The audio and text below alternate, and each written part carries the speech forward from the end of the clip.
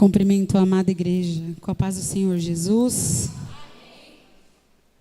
Agradecer primeiro ao Pai pela vida, pela oportunidade de poder ministrar a Tua palavra.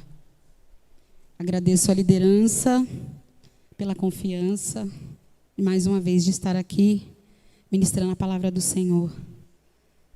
Peço aos obreiros pela retaguarda. Amém.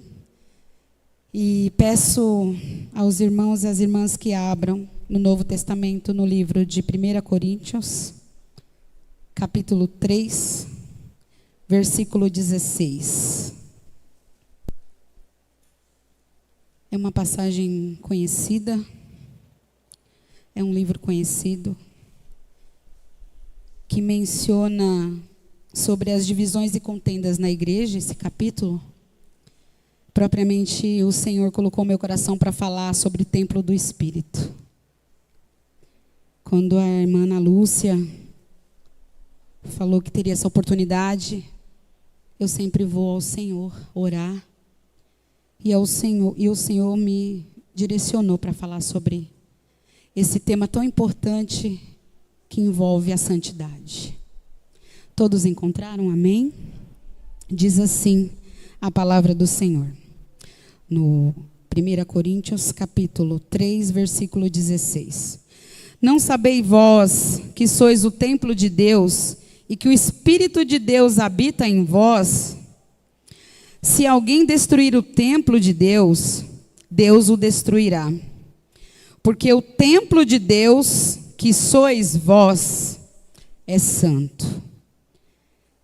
Também recomendo a leitura no mesmo livro, 1 Coríntios, capítulo 6, no versículo 19, que diz assim: Ou não sabeis que o vosso corpo é o templo do Espírito Santo, que habita em vós, proveniente de Deus, e que não sois de vós mesmos? Porque fostes comprados por bom preço. Glorificai, pois, a Deus no vosso corpo e no vosso espírito, os quais pertencem a Deus. Podem tomar os vossos lugares. Amados, vou trazer aí um retrospecto sobre o templo, né? Templo é lugar sagrado. Se formos ao Antigo Testamento, nos deparamos com a Arca da Aliança, que era um local sagrado. E é tão interessante que eu fui pesquisar sobre a Arca da Aliança, e ela foi construída com instrução de Deus a Moisés. E aí o Espírito Santo me direcionou a perguntar, e gostaria que vocês perguntassem ao irmão ou à irmã do lado: você é templo do Espírito? Você é templo do Espírito? Pois vejamos, se somos templo do Espírito, temos que nos submeter ao Senhor. Pois a Arca da Aliança foi construída com as instruções do Senhor. Então, logo de cara, o Espírito Santo me conduziu a falar isso a mim, porque é para vocês, mas é para mim também. Foi profundamente falado ao meu coração. Como a Arca da Aliança, ela representa a presença de Deus, e ela era colocada à frente nas batalhas. Então, se somos templo, temos que estar prontos para as batalhas. Foi isso que o Espírito Santo me disse. Temos que estar à frente das batalhas. Precisamos estar preparados para as adversidades. Precisamos estar preparados para os dias maus. Porque a aliança, ela era o local que tinha a presença do Senhor. E ela estava à frente das batalhas. Outro ponto importante sobre a Arca da Aliança é que ela guardava preciosidades. Ela guardava os 10 mandamentos. Ela guardava a vara de Arão. E ela guardava a vasilha que continha o maná de Deus. Então, se somos templo, temos que guardar preciosidades. Não tem como ser templo e não guardar preciosidades. A Bíblia nos diz que devemos guardar primeiramente o nosso coração, porque dele provém a fonte de vida. Temos que guardar o nosso coração. Mas o Senhor também nos diz que devemos guardar a tua palavra. Então não tem como ser templo e não guardar preciosidades. O Senhor falou muito ao meu coração. Senhor, eu sou templo. Eu sou templo. E nós temos que pensar sobre isso, se somos templo. Mais adiante, temos um outro símbolo que representa a presença do Senhor, que é o tabernáculo. No Antigo Testamento, sabemos sobre o tabernáculo. O tabernáculo também é local de presença de Deus. E era onde era guardado a Arca da Aliança. E é bem interessante que o tabernáculo, ele é portátil. Por que ele é portátil? Porque os israelitas se movimentavam. Eles não tinham um propósito, Deus tinha um propósito na vida deles. Então eles não ficavam num único lugar. E o Senhor também, o Espírito Santo falou sobre isso ao meu coração.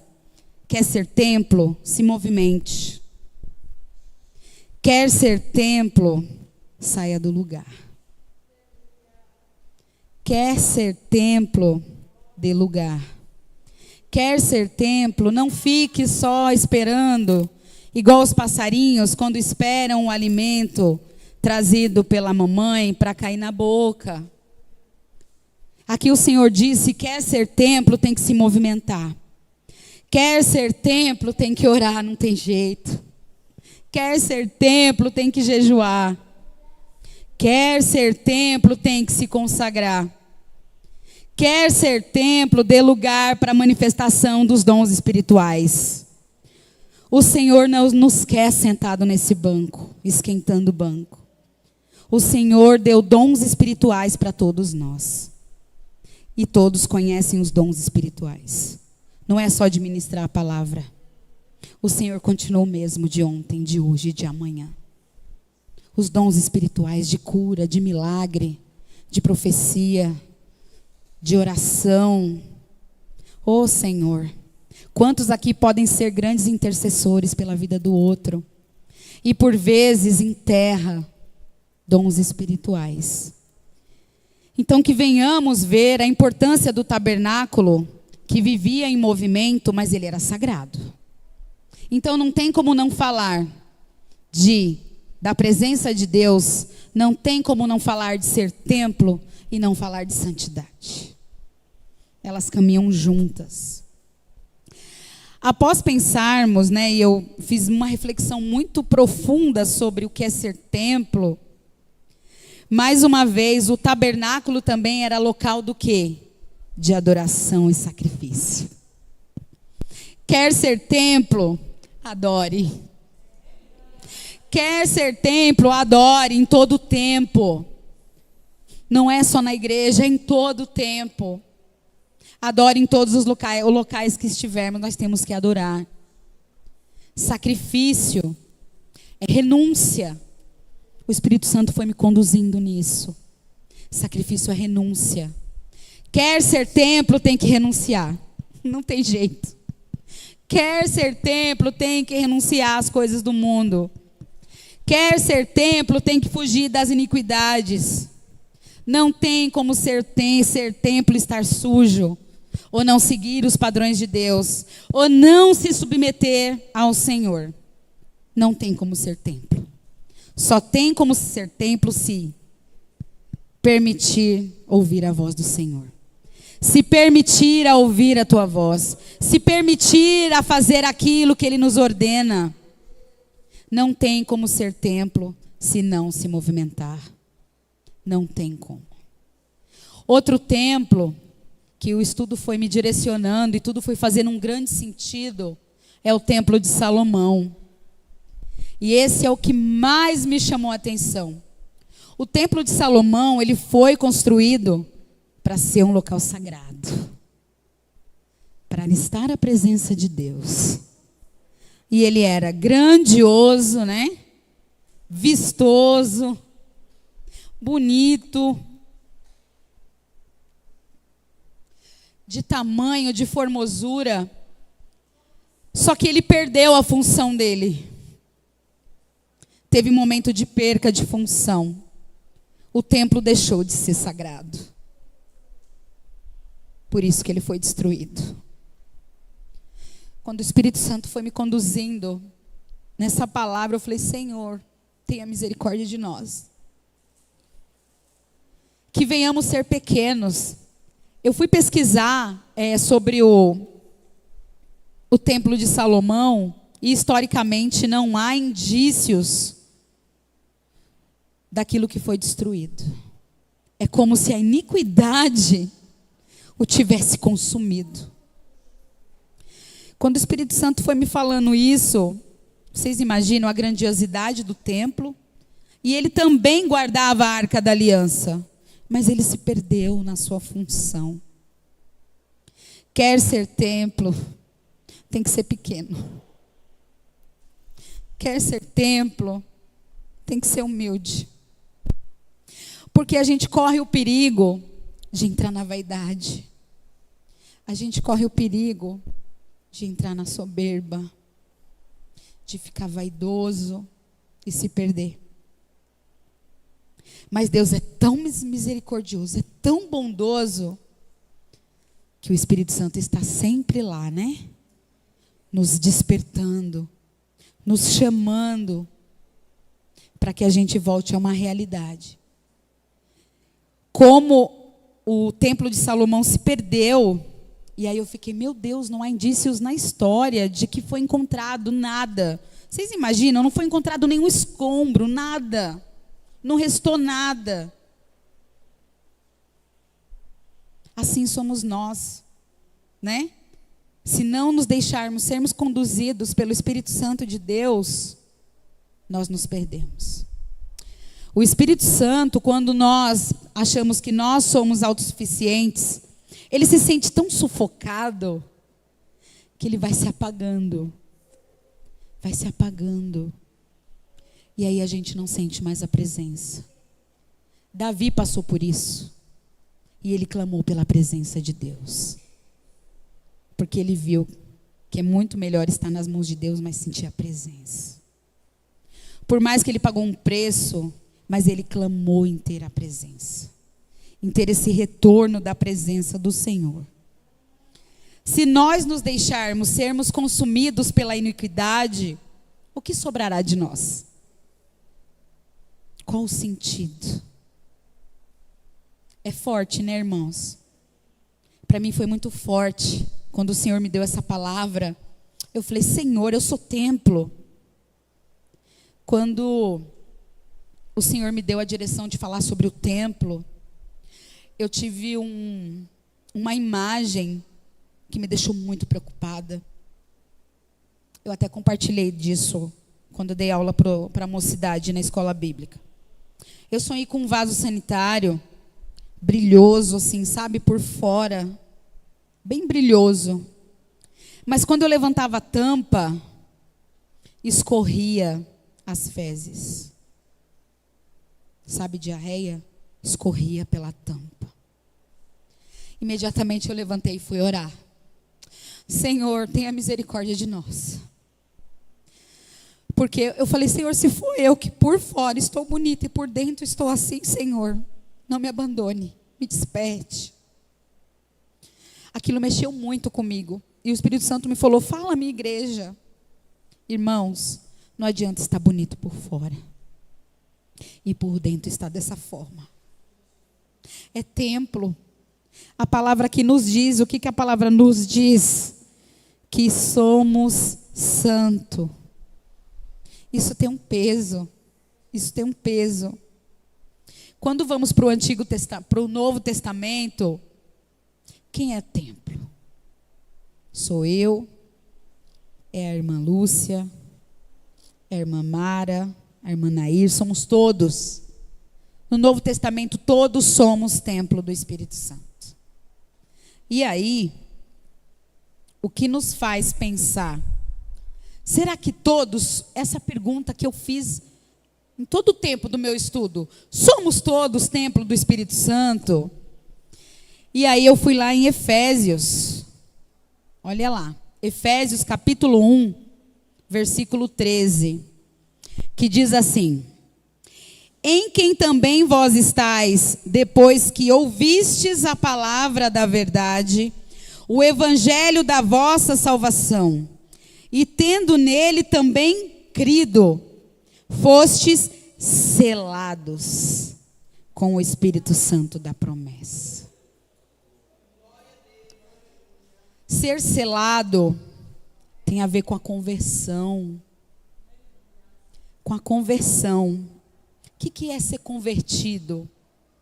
É se arrepender dos pecados. Não tem como. Tem que se arrepender dos pecados. A gente tem que aceitar e reconhecer que Jesus é o nosso Salvador. Senão, não tem conversão sem isso. Tem que ter mudança de vida. Conversão tem que ter mudança de vida. Tem que ter mudança de atitude. Tem que ter mudança de pensamento. Se não tiver essa mudança, não tem conversão. E aí a gente tem que pensar. Então eu sou templo. Todos esses itens é para a gente pensar. Se a gente está nisso, a gente é templo. Porque senão, irmãos, a gente vai ficar aqui.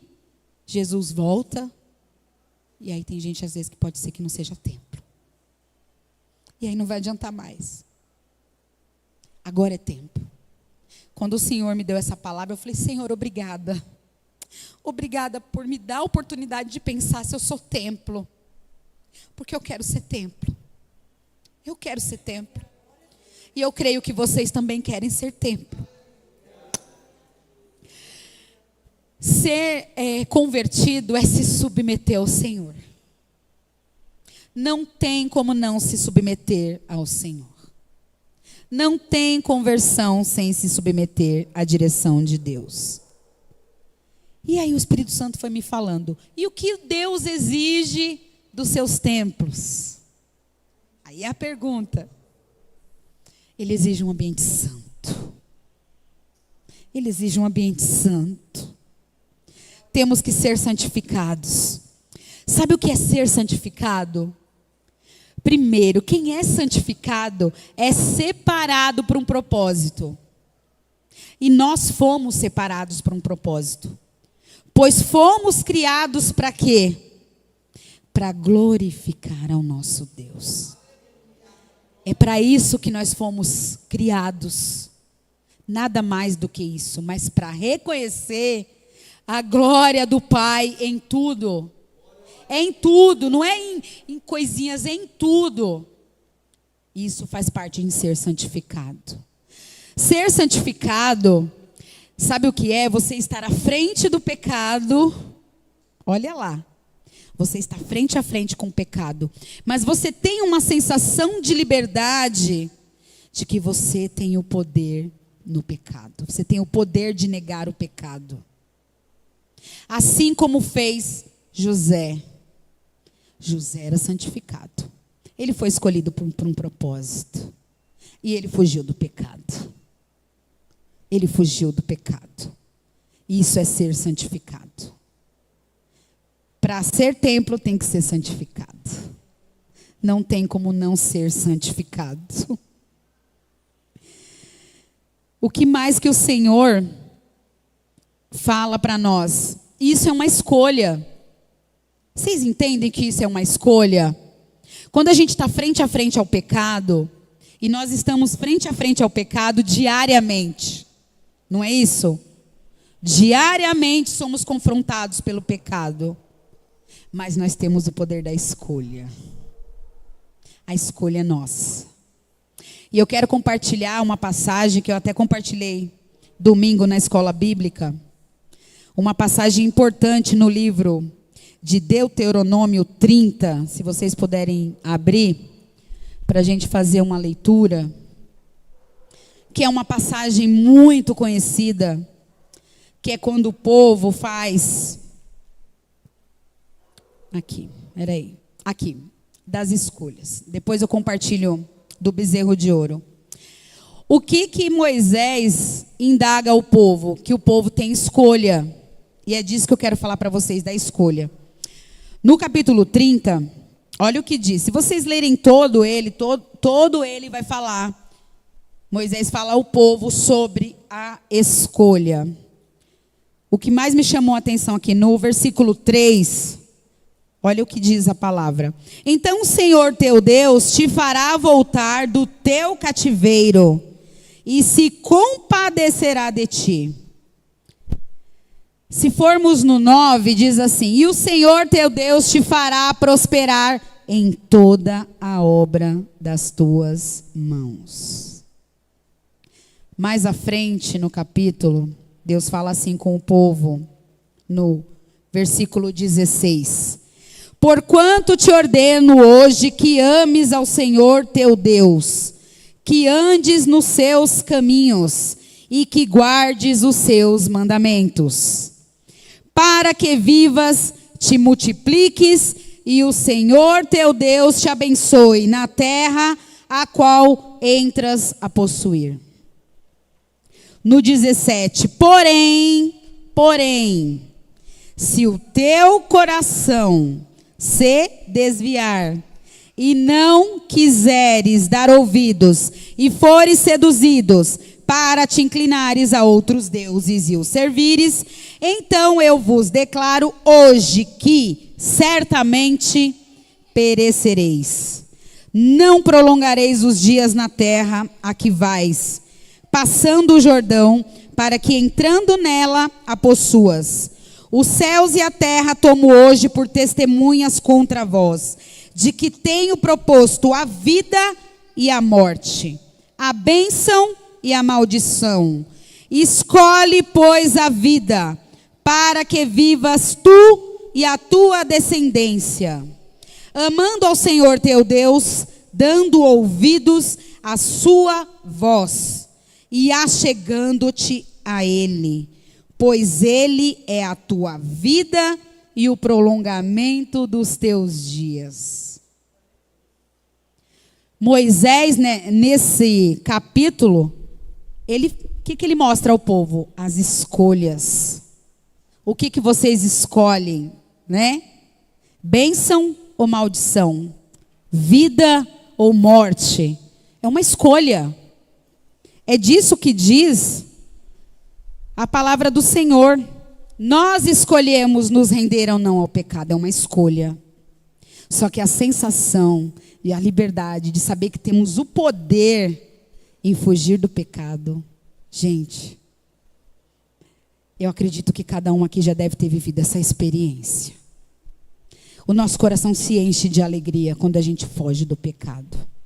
E isso com certeza nos aproxima mais do Senhor, sem dúvida nenhuma. Ser santificado também é crer que os nossos pecados foram justificados por Jesus na cruz. Pois a partir daquele momento se estabelece a paz do homem com Deus. Então não podemos nunca esquecer do preço que foi pago. O preço foi alto. O preço foi alto. E isso tem que estar introduzido no nosso coração, no nosso dia a dia, no nosso viver. Quem está em santidade tem intimidade. E eu vou mostrar isso para vocês na palavra do Senhor. Se vocês forem lá no livro de Êxodo 32, esse eu compartilhei na escola bíblica dominical. O livro de Êxodo 32 é uma passagem conhecidíssima, que é quando se faz o bezerro de ouro. Olha para quem tem intimidade, porque Moisés tinha intimidade. Moisés era santificado. Moisés foi escolhido por um propósito. Moisés seguia a ordenança de Deus. Então ele era santificado. Quando Moisés fala com o Senhor, porque o povo estava lá construindo o bezerro de ouro, se vocês lerem lá no versículo 10, Olha como o Senhor se dirige a Moisés. Agora, pois, deixa-me, para que o meu furor se acenda contra ele e o consuma. E eu farei de ti uma grande nação. É o próprio Deus falando com Moisés. Mas se vocês perceberem no verbo, deixa-me. Vocês estão entendendo que Deus é Deus. Mas ele, olha como ele fala com Moisés, deixa-me. Ele fala com Moisés como se ele não fosse Deus. Olha o nível de santidade de Moisés. E aí Moisés começa a justificar o Senhor. Mas Senhor, tu nos tiraste lá do Egito. Aí vai chegar agora no meio do caminho, o Senhor vai acabar conosco. O que dirão os egípcios? Que o Senhor nos tirou da escravidão para nos matar no caminho da promessa. Olha quem tem intimidade como fala com Deus. É diferente. Quem tem intimidade, a fala é diferente. E é tão interessante que no mesmo capítulo, Moisés faz intercessão pelo povo. Se vocês lerem depois, lá no versículo 32, porque o Senhor, ele aponta o grande pecado do povo de adorar outros deuses. E aí é muito interessante que Moisés se dirige ao Senhor e fala assim: Senhor, perdoa o pecado deles. Perdoa o pecado deles. E o Senhor diz assim, e mais. Olha o que Moisés fala ao Senhor, se vocês lerem aí, pode ter tradução diferente. Mas assim, agora, pois, perdoa o seu pecado. Se não, risca-me, peço-te, do teu livro que tens escrito. Olha a ousadia de quem tem santidade. Moisés intervém tanto pelo povo, né? Que ele diz, Senhor, se tu não for capaz de perdoar a iniquidade desse povo, tira meu nome do livro da vida. Olha o nível de santidade. Olha o nível de intimidade. Além do que acontece, o povo estava numa iniquidade tão grande que neste momento o Senhor, ele se afasta momentaneamente do povo. Para vocês verem, quem anda em santidade, a presença do Senhor não tem como andar junto. Tem que estar em santidade. Mas Deus é tão maravilhoso que ele fala que um anjo, né, vai acompanhar o povo. O anjo acompanhará o povo. Porém, o Senhor diz que visitará aquele povo na iniquidade. E se vocês lerem mais para frente, quantas coisas não acontecem? Deus abençoou, sim, né? Mandou maná, né?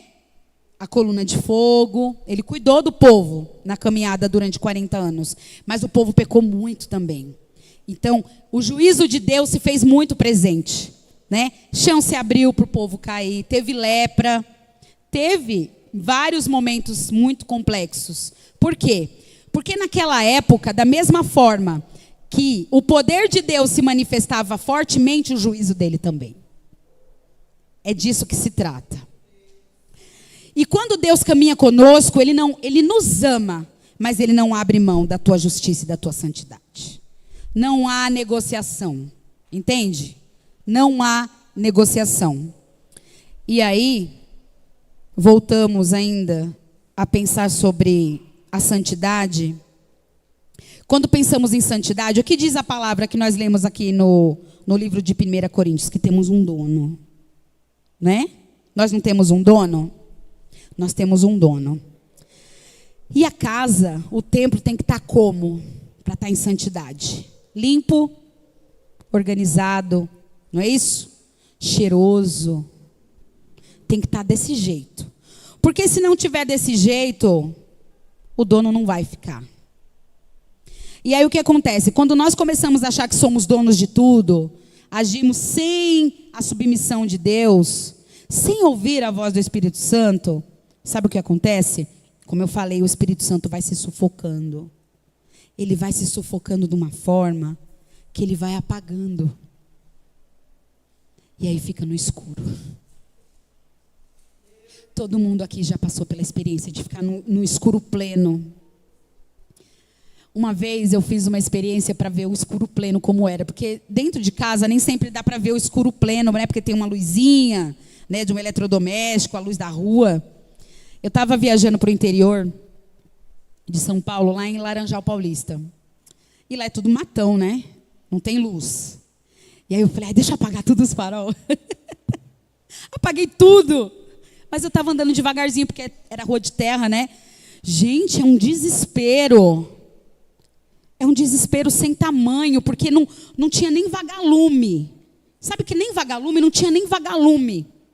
Por aqueles segundos que eu apaguei, me deu um desespero, me deu uma sensação horrível. Agora vocês passem isso para nós, se nós estivermos na escuridão. Vamos pensar, se vocês, vamos supor que tem um vizinho, uma casa, que está sempre escuro. Sempre está escuro aquela casa. O que vocês vão pensar? Não mora ninguém aí. Todo dia está escuro, né? Um dia ou outro, mas todo dia no escuro. O que vocês vão pensar? Essa casa está vazia. Essa casa está desocupada. E o que acontece quando uma casa está desocupada? O que acontece? Alguém quer ocupar. A casa está no escuro, está desocupada, alguém vai ocupar. E a casa está como? Como a gente falou? Suja, está vazia, está suja, desorganizada, fedida e no escuro. O Espírito Santo vai habitar numa casa dessa? Quem que vai habitar? É terreno fértil para o inimigo, não é? Casa abandonada, casa suja, casa desorganizada. Mas sabe o que me enche de alegria? É que mesmo a um cenário desse, é possível acender a luz. É possível colocar a casa no lugar. É possível restabelecer a limpeza. Porque o Senhor, Ele nunca desiste de nós. O Espírito Santo está sempre ali, ó. Por mais que as coisas estão nesse cenário, o Espírito Santo, Ele quer entrar novamente. Ele fica lá, ó, de bituca, sabe? Fica lá, tipo, ao redor da casa. Vendo a possibilidade, vendo um momento de poder entrar. E isso tem a ver com as escolhas. Moisés aqui relatou muito bem como está na palavra do Senhor. Ele deu ao povo as escolhas. Nós também temos escolhas. Então, que tenhamos força para fugir da iniquidade. Que tenhamos força para dizer não àquilo que não provém do Senhor. Para que novamente a luz se acenda, que a casa seja limpa, organizada, e que o Espírito Santo faça morada. Porque é disso que se trata o templo. Que venhamos, meus irmãos e minhas irmãs, a cada dia buscar essa santidade. Por vezes, a gente às vezes escuta algumas pregações relacionando muito a santidade às vestes. Claro que não devemos nos apresentar de qualquer forma ao Senhor. Mas é muito mais profundo do que isso. É por dentro. Como estamos por dentro. Como está esse templo. Estamos santificados. Estamos submetidos ao Senhor. Estamos dispostos a ir estar nas batalhas. Estamos dispostos a dar lugar ao Espírito Santo. Estamos dispostos a fazer mais do que fazemos. É disso que se trata ser templo do Espírito Santo. Que venhamos, nesta noite, refletir sobre essa palavra, porque ela veio muito ao meu coração. Desde quando eu vim estudando, que o Espírito Santo foi me conduzindo, eu fui me alimentando disso. Senhor, eu quero ser templo. Eu quero ser templo. Eu não quero ser casa suja. Eu não quero ser casa desorganizada. Eu quero, Senhor, estar à frente da iniquidade e ter o prazer de fugir dela, de dizer a ela que ela não tem o domínio sobre mim. É disso que se trata a santidade. É disso que é ser santificado. E que nesta noite venhamos ser templos sagrados. Amém? Palmas ao Senhor Jesus, porque Ele é merecedor de toda a honra e toda a glória. E eu agradeço a rica oportunidade, em nome do Senhor Jesus.